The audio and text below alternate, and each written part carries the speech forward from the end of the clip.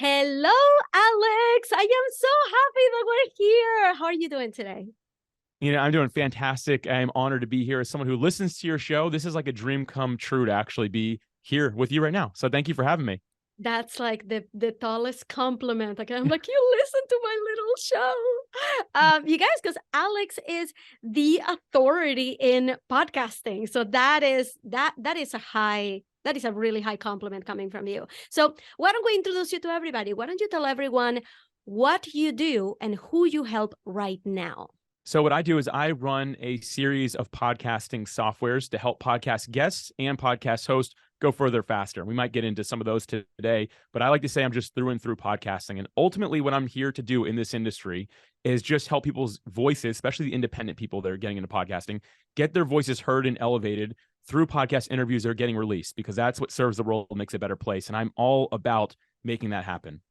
But you didn't start out with podcasts. Actually, it's very hard for anybody our age to have started out in Correct. podcasting, right? I started, let's see who wins. I started podcasting in 2012. When was your first podcast? Ooh, I think you've got me beat. I believe mine was 2014 or 2015. I don't remember the exact year. It was terrible, by the way. That's disappeared from the internet. Okay. So let's go back here, because you didn't start out in podcasting. Like none of us really started out in podcasting. It's something that we kind of found. But before we get there, I would love to hear a little bit about you, like little Alex. Where were you born? Where did you grow up? What was life like when you were younger? Yeah, I had a really fun childhood. And I'm so thankful for that. So I first off shout out my parents, who just helped me have an amazing life, right? They kind of built that foundation. So thankful for you, mom and dad, if you're checking this out. I don't think they know how to listen to a podcast, but that's okay. I'll send it to them. Yeah, thank you. I appreciate that. Yeah, so I really had an enjoyable childhood. I grew up in Jacksonville, Florida, and that's actually still where I live today. But like that's where I grew up, and I grew up in a really my family wasn't well off initially. Let's put it that way. So when I was real young, I was in a very small home, followed by an apartment complex. Not there's anything wrong with that, but my parents at that point had 3 kids, and we were living in a 1-bedroom apartment, which was a little small, I'd say. But eventually, my dad, who was an entrepreneur and business owner, really built up a business, and we moved into like a really nice neighborhood with tons of kids in it. So my childhood was spent, for lack of a better term, raging in the neighborhood and finding more and more kids to hang out with. We had tons of bikes going through the road, doing everything we weren't supposed to do, all those things. But it was absolutely a blast. Thoroughly enjoyed my childhood. Nothing but good memories from it. So you make it through school, and how do you decide what you think you're going to do with your life? Like you graduate high school, and then what? Well, before high school, when I was 10, I don't know if you know this, I started like a little business when I was 10. I've ever told you that story? I don't know if we ever talked about that. No, but I think I know this story, but please tell it to us. Yeah, so when I was 10, again, just being that curious kid, the neighborhood we grew up in had a golf course in it. And again, I go back to raging. We used to just tear it up. That was what we did. And then I realized one day there was a golf ball sitting like just on the side of the cart path. Picked it up right as a golfer was riding by, and he just said, "Hey kid, what does that golf ball say on it?" I said, "Title is Pro V1." And he just goes, "I'll give you $3 for it." As a 10-year-old kid growing up in the 90s, $3, like you could do a lot with that. I could go to Blockbuster and rent a movie, right? Like there was a lot I could do with that. Anyway, we made that transaction happen, and immediately something just triggered in my mind. And my brother was there, and I called their friends like, "Wow, you got $3. And I was like, we're going to go through every one of these lakes, and we're going to find every golf ball in these lakes, and we're going to sell it to golfers here Saturday morning." And so every day after school, we all would just go collect them in all the different lakes. And Saturday morning, we would clean them up afterwards and stuff. And then next Saturday morning, we would be out there. We'd figure out the 7th tee box is like when golfers had lost enough golf balls to question if they're going to make it through the day. So they're most primed to purchase, right? Like these are little things that go through my mind as a 10-year-old. And it was interesting. For the first time, I felt like I found something I was good at. But then real estate comes into your life. Is that before you graduate high school? And how did that come about? Yeah, it was so funny story here. One of my dad's friends was like into technology and into real estate. And my dad mentioned to him that, "Hey, Alex is pretty smart on computers for a kid." And I think I was 15 or 14 or something like that. I ended up being in a technology startup for creating virtual tours of homes, where like now, you can kind of like drag the mouse and look at the roof and flip it around. Now that's fairly common when you go to somewhere like Zillow. But we're talking again, I don't know the exact year, but this was a long time ago. This was 20 years ago at the time of recording this. And that technology just didn't exist. We were pioneering that. And so at one point, I had 3 editors working for me and 4 photographers. And we were just building out these virtual tours of homes. And I loved it. It was so much fun learning to manage a team and working remote. None of us worked in the same room. Like, again, going back that far, like it's kind of crazy to think about. And I loved it. And so throughout high school, I was doing that again, more of a side hustle. The main hustle was schooling at that point, right? But I was working on it when I can. That's why I was subbing out the work. And the day I turned 18, I was ready to invest in real estate because I had just seen so much of it. And I was so curious about it. And I saw it being a means of like, you could actually bring wealth through real estate. And so, yeah, that was kind of my plan. So I started off just doing like a technology startup in the space and moving into actually doing some real estate investing as soon as I got out of high school. And you're doing okay until 2008, hashtag Oh, yeah. 2008, You're right? right. Yes. So how can you, actually, I would love to hear a little bit of a like story of what happened. It's very easy to see this on paper, right? Yes, 2008 hit and I lost everything, but like, I'm sure the reality of it was a lot more emotional than I could ever read in a piece of paper. So I would love to know what what were you experiencing while this was happening? How did you start to figure out like, wait a minute, I was fine yesterday and all of a sudden my holdings are worth what? Can you tell us what happened? Yeah. So let me paint the picture here. Leading up to that point. So not the crash happening, but up to that point, being that kid that was an entrepreneur, I had a different group of friends as well. People saw that Alex could bring in money. He can organize teams. He's built a company from the age of 14 on, right? Like the golf ball one, I never paid taxes on that, but the rest of them were like legit companies, right? Right. And I just kind of developed this rapport with other people as like, okay, Alex is kind of like, he's going to lead, he's going to make money, he's going to build teams. And that's just how he is. And that was great. But I started attracting some of the wrong people to me because of myself. So I quickly developed, for lack of a better term, a bit of an entitled mentality. And I'll never forget it. One time I saw a magazine, I think it was at the dentist. And I was sitting waiting. This is before we all had phones to play on. So I'm sitting there and I see a magazine. And it was Forbes 30 under 30. I remember looking at that and making a commitment to myself, saying, you know what, I'm going to be on this magazine as a Forbes 30 under 30, and real estate and technology is my vehicle to get there. Just knew it. And at that point, again, I developed this mindset of like, I got to just keep on going until I can get this. People don't really matter. This doesn't matter. And so again, a lot of my friendships I had were very shallow. They were centered around money, fame, all that. The relationships I was in with girls were the same. Drove a really sweet car, had a really cool girlfriend, right? Like all those things. So like I built up this mentality and it kind of changed my identity a little bit. I became this guy who was like on a mission and don't get in the way or I'm going to knock you over, right? And I'm just going to keep on going. Yeah. And I regret even like sharing this today is hard for me to even say, if I can be real, because it's just not who I am anymore. And when now getting up to the point of like the actual crash, right? Like maybe some people were smart enough to see it. And I know there's movies about it now and you're like, oh, how could no one notice this? Right. But like back then there was very few people who realized what was happening. And so for me, I started investing in real estate at 18. I also started college on the side of that. Right. And love my family to death. They ended up being really successful, but my family's like, hey, we're all self-made. You're self-made too. We're not paying for college, right? So everything was like on me. And I was like, fine, whatever. I'm bringing in tons of money. This is cool. And the day I realized that I went from being one of the most well-off 19-year-olds, 20-year-olds, however old I was, to being the most in debt that I know with no plan and no direction was a really tough day for me.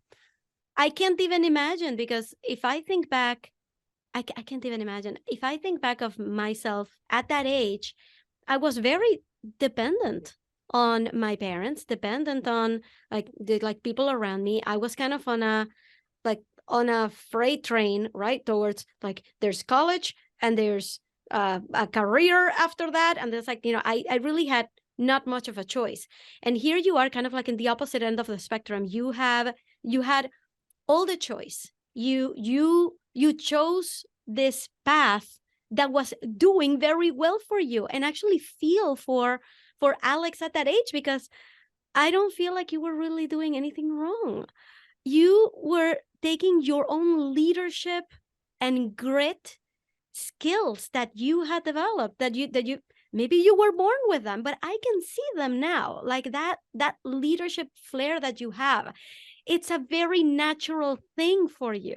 So I can imagine that kind of leadership power in the hands of an 18-year-old, maybe that's where a little bit of a collision happened, right? That is what I'm saying resonating at all? Like, does this sound right? Or are you like, no, Ina, you got that completely wrong?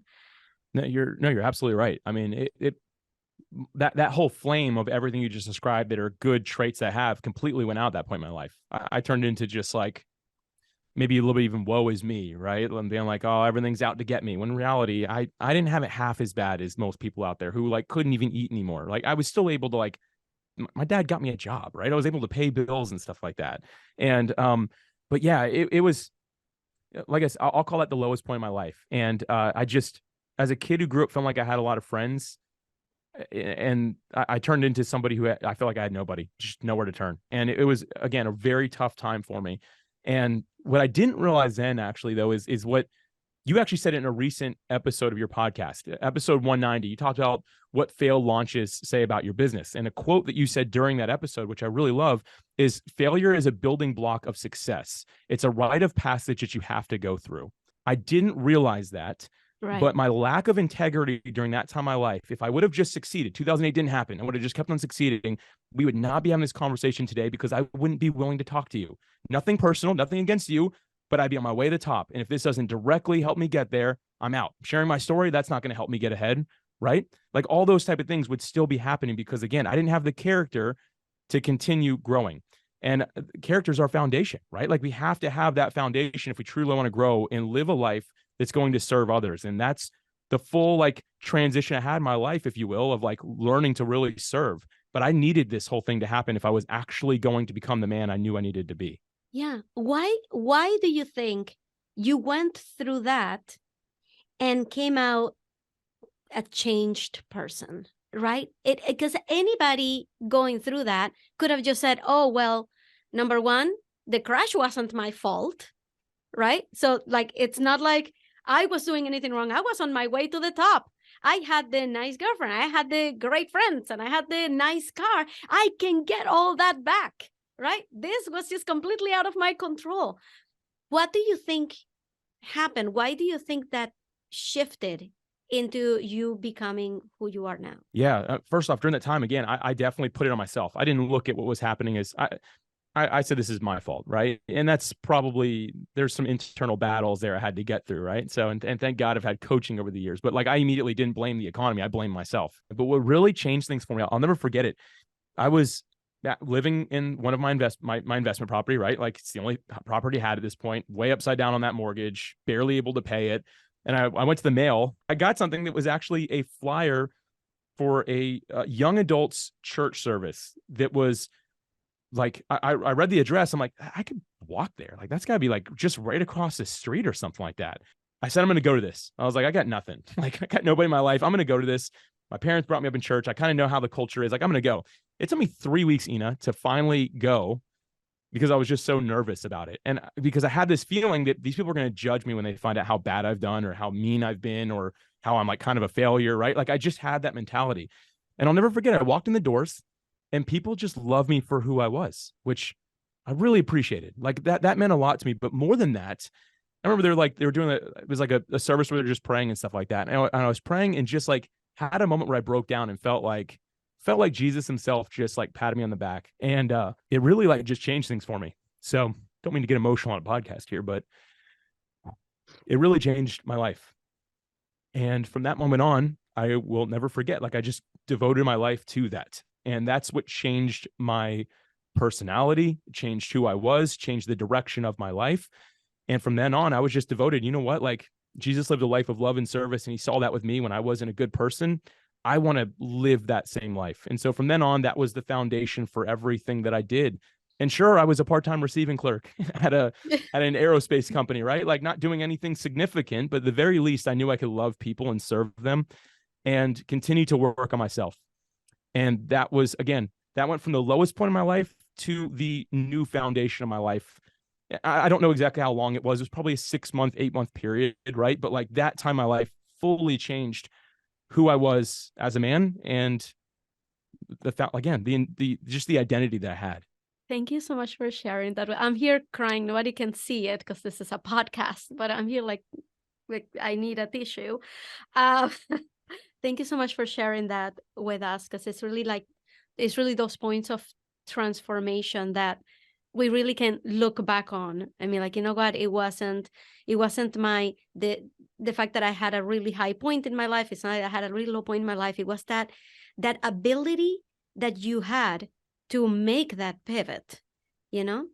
And that is very special, because it only happens a few times in a lifetime. And thank you so much for sharing it with us. So you are now in our story working as, in the aerospace industry, in the same company as your dad, and you actually stay there for another 15 years. You become an executive at the company, you actually end up going up through the ranks, right? And I know from your story that you realized you just didn't want to be in corporate anymore. After the company went public, things just started, the bureaucracy just started to kind of bog down on you. Things just started to slow down. It just wasn't as interesting anymore. But I'm really curious. I'll give everybody like that part of your story so we don't have to cover it too deep. But I'm really curious, everybody that is listening right now, if they've ever thought, well, I don't really want to be in corporate anymore, it doesn't necessarily spring them into action, right? I've known I wanted to leave my corporate life since the first 6 months that I started working, and it still took me 15 years to leave. So I am really curious to know, what was the trigger? What happened that made you start to have a wandering eye in your job? Yeah. First off, I loved 15 years. I loved every second of it. And as you said, I just got promoted along the years because I took that entrepreneurial mindset into what I did. And I'll never forget the one story that it really just was like the thing that set me over the edge was one of my divisions. I oversaw 5 divisions in the company, and one of them saved it was 10.5% or something like that on our bottom line for that quarter. And I was so excited. In my head, I didn't actually do this, but in my head, I reported directly to the CEO. I walked down to his office. I was like, hey, did you see the numbers we did in this division? And his response, he goes, yeah, I saw it. And I could hear the stress in his voice. I was like, I kind of leaned in. I'm like, well, no, we saved 10.5% there. Like we worked really hard to get that. He's like, no, I know that's good.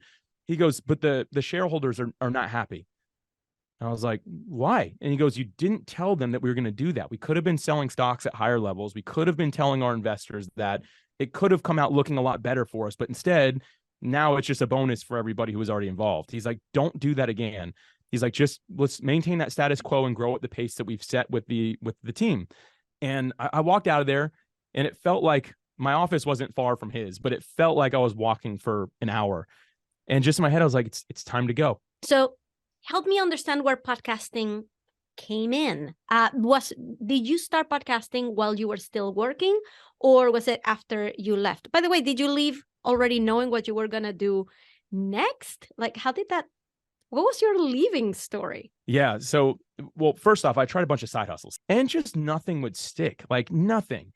And so finally, and somewhere in there, sorry, I did start a podcast, and I did some other like little things I did really enjoy that were more hobby based. But I always come back to I really enjoyed doing that podcast I did for a bit. So I started a podcast to talk to people who had successfully left a 9-to-5 job to pursue entrepreneurship full time, to figure out how they did it. And I positioned the conversations in a way that would benefit the listener, but ultimately become free coaching for me to learn how to do what they did. Mm-hmm. And so again, like that, I say it now, I'm like, wow, that's really smart, Alex. But yeah, that's what got me into podcasting, thinking about it as a business. Yeah. So did you leave your job having something already like laid out, or did you just quit and say, I'm just going to support myself with my side hustles? Like, what was the thought process like on that quitting day?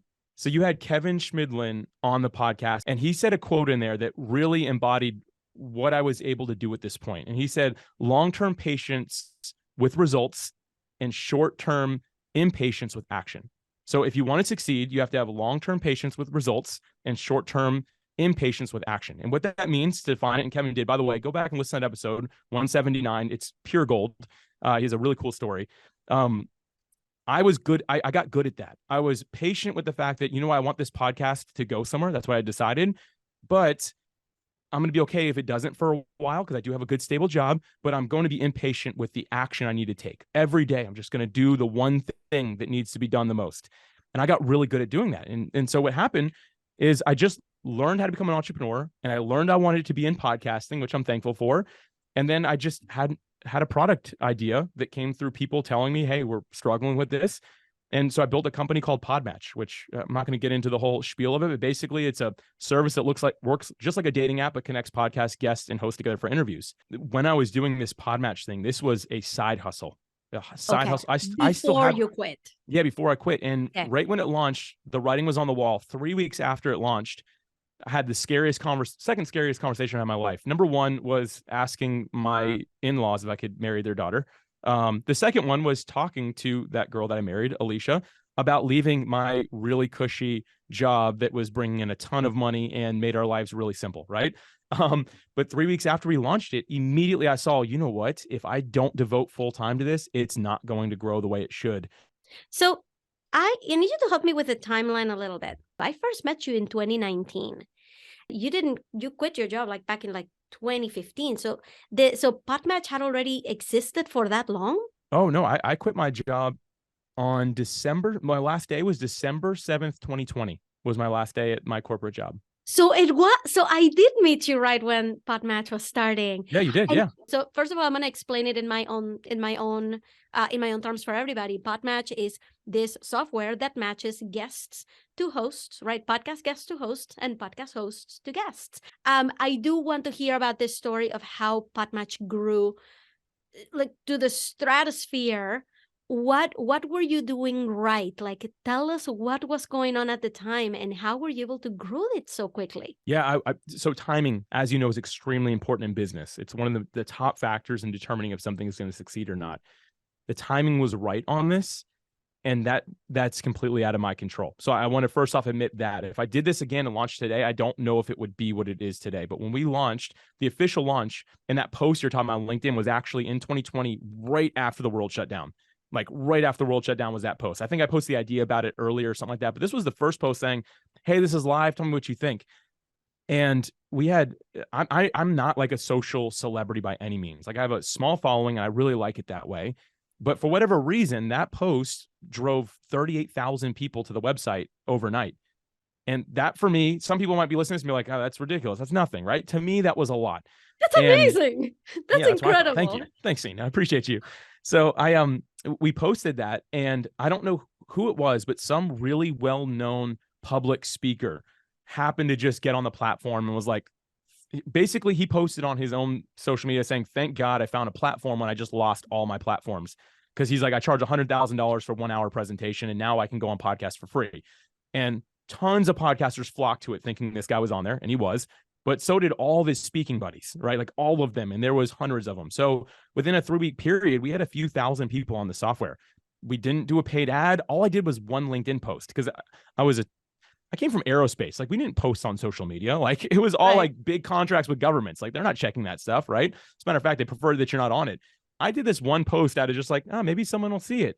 And it led to thousands of people signing up. It felt like overnight. We could barely keep up with the growth at that early stage.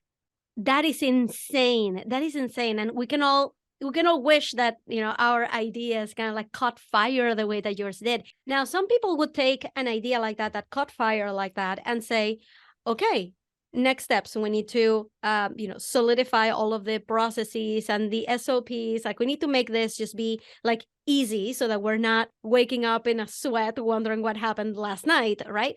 So we need to like get it in a good state and maybe get bought out by a bigger company. Like start thinking of like either an exit strategy or another growth opportunity. What was your take? What was your approach as this thing is growing? You start to stabilize it. What was your plan? My mentality, and so many people in the first year, especially reaching out to buy it.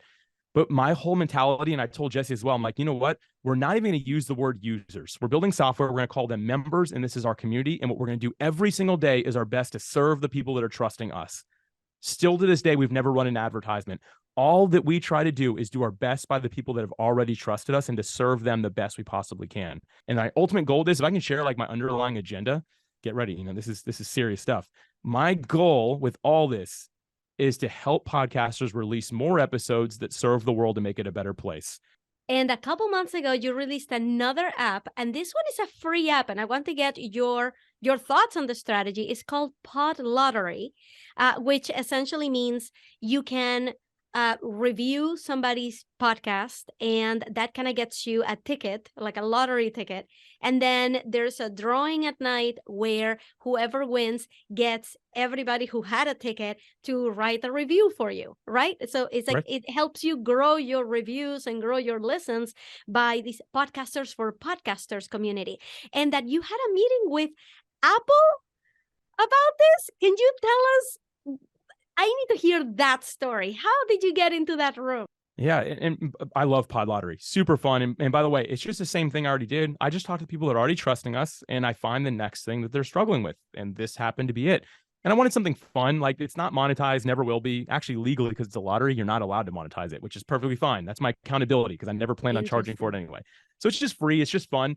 But yeah, I knew that we would need to validate a listen and a review if it was actually going to come from a place of integrity. I would love to just trust everybody, but I know someone's going to join and be like, I left 300 reviews today. And you're like, did you though? So it's all validated through Apple, but the only way to do that is to get their buy-in. So I'm a firm believer, like, instead of trying to set up a meeting, go where these people already are. So I went to LA at an event that I knew some of these actual engineers at Apple would be. And I found one that was really high up, one of their senior people. And I just said, hey, can I have 5 minutes of your time? Pitched the idea to him, and it started off like he wouldn't even make eye contact with me. He's clearly like looking around at other people, like, while I'm talking. He's like, yeah, yep. And then I pitched the idea to him. He turns and looks at me, goes, that's a really good idea. And he's like, so you're going to have people come to Apple and listen on Apple Podcasts and leave a review? I'm like, yeah. And he goes, hold on a minute. He goes on his little messaging thing. He goes, anything you need, you just call me. He's like, here's my cell phone number. Here's my email address. He goes, anything you need, you can have. And that was the whole meeting. It ended up being 10 minutes instead of 5. But 10 minutes later, I walked out of there and I said, hey, we're going to need APIs for all this stuff. And within 20 minutes, I had APIs for everything. So again, we can validate a listen and a review within Apple Podcasts. And that was the only way we could really make it work. I said, hey, we're either doing this or we're not, but I can't do without your help. And he was like, all in, go for it. What advice would you have to people out there who still think like, you know, but who's going to listen to me, and who's going to want this, right? The amount of confidence you have displayed just by telling us these stories is insane. And I would hate for everybody to walk away saying, yeah, but that's Alex, because he has that leadership and that innate confidence. What would you tell someone who is struggling with that confidence so that they can step up and make their lives and their clients' lives better? First off, I'll go back and share something I didn't share from my childhood. And I was actually homeschooled all the way through, the whole way. And that started off because I was really dyslexic as a kid, and I struggled to read. And I was actually, I think I was 12 when I actually started being able to read well. Like, well, I say for me, well, let's put it that way. And still this day, if anyone ever watches me write, they still laugh, because like, why do you write your letters that way? I'm like, because that's how it works in my brain. Leave me alone, right? Like, but that built a little bit of that built something inside of me that has always been there, right? So if I'm ever like on a stage and someone says, hey, here's a marker and a whiteboard, can you write this for us? I won't do it. I'll freeze. Just can't. I memorize what I'm going to say when I get on a stage. People are like, wow, you're so well spoken. I'm like, it's almost out of necessity, because I'm terrified to read a piece of paper, even if I know what it says, in front of people. I'll literally start sweating and maybe start crying, right? Like, and here I am, 35. This was a very long time ago, right? And it's been one of those things that, like, not saying it holds me back. Like, I've had coaches, I've had people really help me along the way, but that's there, right? Like, it is there. And so for me, like, I might have the appearance of confidence, but I've done my best, especially in my circle of people in my corner, that I can just be fully vulnerable with and say, you know what? I'm terrified of this. When I went to leave my job, I was so nervous. Like, even my last day, like, I was so scared. I'm like, why am I doing this? Like, what if I fail again, right? Like, what if this just doesn't work? Or when I'm getting ready to speak on a stage, same thing. I'm like, there's someone smarter than me in this room, or all of them are probably smarter than me, right? Like, these questions still come up. And what I hold on to, the one thing that helps me always get through it, well, there's 2 things I'm going to share here. But the first one is, all I have to do is help somebody take one step forward. And the example I like to give is imagine I'm on the side of a mountain and we're climbing it together. And there's a big rock right in front of you and you just can't get your hands on top of it. I'm standing on top of that rock. If I put my hand down and give you just enough leverage to get up to my level, I've helped you. If I'm at the very top of that mountain and I'm calling down what steps to take, that's not even as helpful. So I just learned that, you know what, like, although I struggle with imposter syndrome, like most coaches and leaders do, I know that as long as I can help you take one positive step in the right direction, I have done my part. And if I was at the top, I probably couldn't really help you the way I dreamed to. It's better for me to be right here with you. And here's the thing. If you get where I am and then you run 30 steps ahead of me, that's great. That's your journey. That's your mission. If I can help one person who needs me most today, that's good. The other thing that I'll share, and this has been like something I've had to just grab onto, even when I was leaving my work, when I was growing what we're doing, getting on stages, sharing this even now, is this one line. Courage means being afraid than doing what you have to do anyway. For me, if I really want to show up to serve people, I have to take courage and step into my fear, saying, you know what, by doing this, I know it's going to add value to one life who needs me most. I'm not even doing it for the masses. I'm doing it for the one person who needs me. So I'm going to have courage. I'm going to step into that fear and make it happen because I know it's going to better somebody's life. Those two things have been what have helped me get through some of that imposter syndrome that comes up almost on a daily basis. It's just part of life. But the ones of us that are making it somewhere, the ones that are willing to step into it because we know it's going to serve somebody else. What is the biggest misconception that people have of you as a successful business person? Yeah, then I'm an overnight success. I shared Kevin's quote earlier in the episode, so I'm not going to rephrase that, but people are always like, how'd you do it so fast? Like how this all just worked together for you? In this episode, which I never get to talk about this stuff, so thank you for this. Someone who listens to this can tell that like I'm not an overnight success. Like you can clearly see the successes and failures and how all the things were building blocks. If you go back and listen to this again, you can kind of connect all the dots of how it got me to where I am. Even when I started my podcast, I started it in the entrepreneurship one that turned into the whole software and stuff like that, right? Like I believe I started it almost 2 years before we actually launched the software. Like that's not overnight. And so the misconception is, oh, Alex, everything he touches turns to gold. No, I still have little projects internally that fail every single day. And I just know that, you know what, if I'm trying, I'm serving. And if I'm not trying, I'm not serving. So I'm going to try, I'm going to fail, and I'm going to keep on leveraging that to move me in the right direction. So the misconception, once again, is just that people think I'm some sort of overnight success. For all the online coaches who are listening and who are trying to get their businesses going and trying to make them profitable, what is one thing that you would tell them to do? And we're putting them on the hook. They have to do this thing you're about to tell them to do in the next 24 hours. What would that thing be? All right, very specific here. So take notes. Get a piece of paper and get a pen. Turn off all tech and remind yourself why you're doing what you do. So what's the big picture? Like, what's the reason for it? Who's it served? Like, get granular like that on pen and paper, no computers or anything like that. And then the next thing I want you to do is write down what the next single most important thing is for you to do in order to do that better. Not the whole strategy, not the next year, but the one single thing that you say, by doing this, it moves the needle forward, that all the rest of this admin stuff, responding to that email, making that post, doing this, doing that, it makes all that stuff almost irrelevant because that one thing is so important on that quest. That's my challenge to you. Start with why, get granular on like who it serves and how it's going to help, and then find the one most important thing that you can do today and go execute that. I love that. I think I'm going to do that today. Alex, you are the man. I love every time that we get to see each other in these conferences, every time we get to talk, and I'm so happy to have been able to share you and share your story in this podcast.